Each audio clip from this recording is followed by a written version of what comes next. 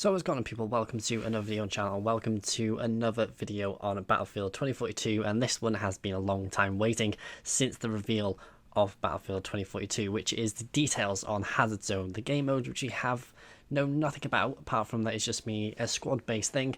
We've finally got details, information and trailer on Hazard Zone itself. So I'm going to be showing you guys all the information that you need to know on Hazard Zone before it comes out on November 19th. So if we start it off with what is Hazard Zone. Now, Hazard Zone has got a lot of backstory beforehand. I'm not going to go over that. I'm just going to tell you guys what Hazard Zone is. So it is a squad-based objective capturing game mode where you're actually going to collect these things called data drives across all 7 of the maps, and you'll be able to extract these data drives in 2 different opportunities.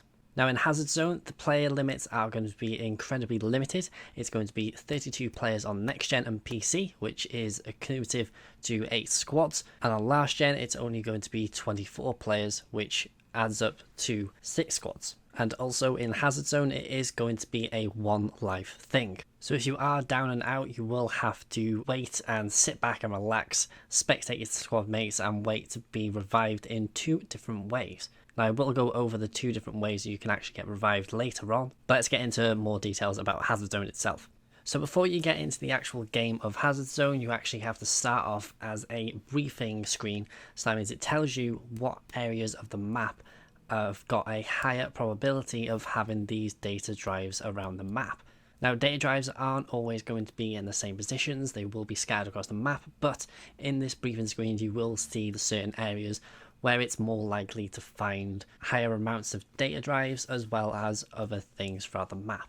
And of course you will have other areas where they'll be a little bit more scattered, so that means you can encounter a lot less enemies just by going across to the ones that have got a lower probability of having data drives. Now after you've got the briefing information, then you can actually pick your specialists and as well as your loadout. Now every squad of 4 is comprised of 4 unique specialists. You and your teammates will have to coordinate on which specialist you think are going to be best for each of the maps. And also this is going to be exactly the same through loadouts as well. So if you think at some point you're going to need to be a lot more stealth and a lot more of a sniper role, then you can actually pick your loadouts towards that.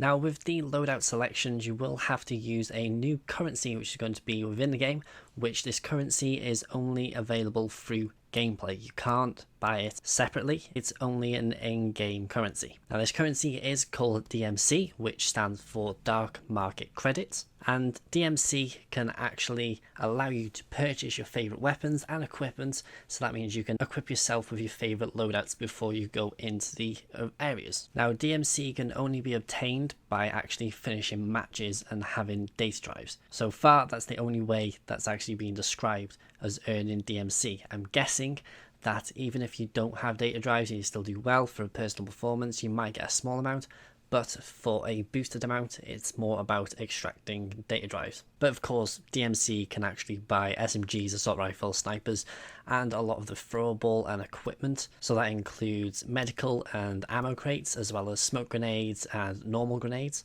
And of course it can allow you to buy explosives in terms of rocket launchers and of course C5.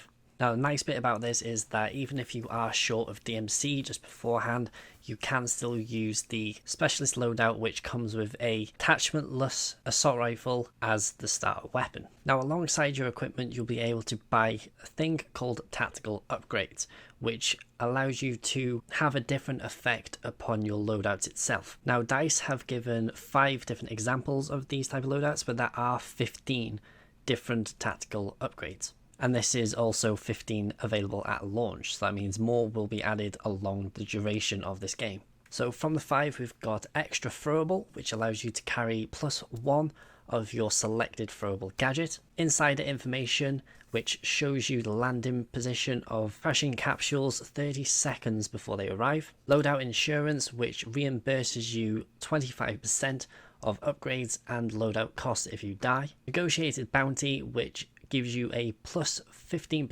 DMC bounty when killing opposing forces, and also quick draw hollister, which allows you to have a 50% faster swap between weapons. Now, in terms of actually deploying into the landing zones of each of the maps, every single person is going to be equipped with a unique scanner. So that means you'll be able to find and locate data drives. And each of the data drives that you will encounter will also have AI controlled operatives. So that means you'll be having to face off against them as well as actual players. Now, as the match goes on, more data drives will arrive across the map. That means more data drives will be located across the map that aren't on the briefing screen itself. But then also, as the match goes on, there's more of an increase of the storm arriving throughout the map. Now, the storm throughout this map determines how long the matches last. Now, it could be a very fast game of about 5 minutes. So that means you can get a data drive, you can extract, and you're done. Or it could last up to 20 minutes. Now, throughout the map, there are going to be several assets across the ground, which will include ammo stations, which will be marked on the HUD, as well as things called uplinks. Now, uplinks are collectible laptops that will allow you to have 3 different abilities. Now, these abilities aren't like stupid ones like superpowers, they're like normal things. First of which is a support uplink, which gives your squad a ranger to call in. The second one is a vehicle uplink, which gives your squad a LATV4 recon. And the third one is a redeploy uplink, which gives your squad a squad redeploy call-in. Now, that redeploy call-in is one of the ways in which you can respawn your teammates, and the other way to respawn your teammates is to get an upgrade at the start of the entire match by buying it with DMC.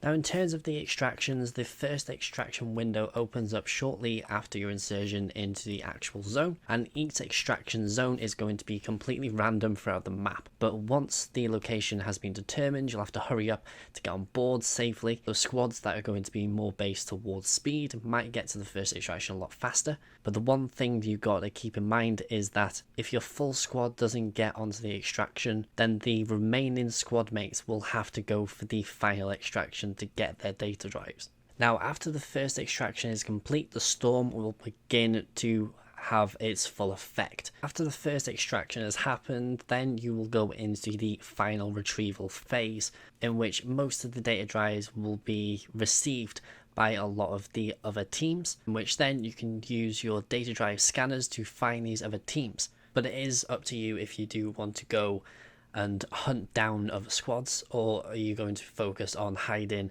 and trying to escape? Now, as the storm gets stronger, the final extraction window will open. In the last extraction zone, it will require you to fight the remaining teams to battle over the chance of leaving the zone. Now, one thing that didn't actually get answered is that if some of your squad mates get onto the first extraction and your second lot of squad mates don't make it to the final extraction, do you lose all of the data packs that have been extracted in the first extraction? Now, that is something that I would say needs to be kind of addressed. Otherwise, then you could have teams that are going to be getting onto the first extraction, and then you're going to have the remaining teams just quit out instead or just die. So that means some of the players will still get a lot of the progression that they're going to get at the end of the game, because it does state that all data drives they have gathered at this point will be gone, but it doesn't state if it actually gets rid of the ones that have already been extracted. Now we head towards the progression after we've actually finished the matches, and I have gone over this before. After you capture data drives and extract, you'll be rewarded with DMC as well as bonuses over the personal performances that you've done as well as squad performances. And of course, the more data drives that you extract, the higher the rewards are for the entire squad.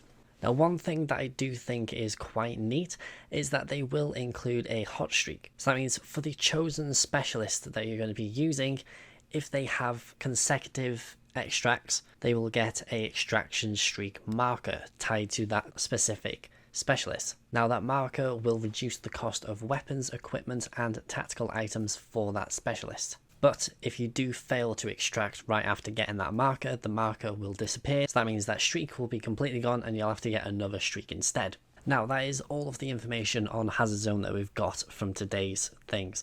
But as more things come out, I will give you more details. A lot of more games are going to be coming out as well, so I will be doing videos. I just have to get myself a bit more time. I am sorry. I'm hoping to actually be able to do some live streams soon, so hope you guys enjoy, and I'll try and do some more as well. live streams will be coming to YouTube. But I hope you guys enjoy. Remember to like, subscribe, and I'll see you guys in the next video, whether it be in Battlefield or anything else. I'll see you guys there. So peace out.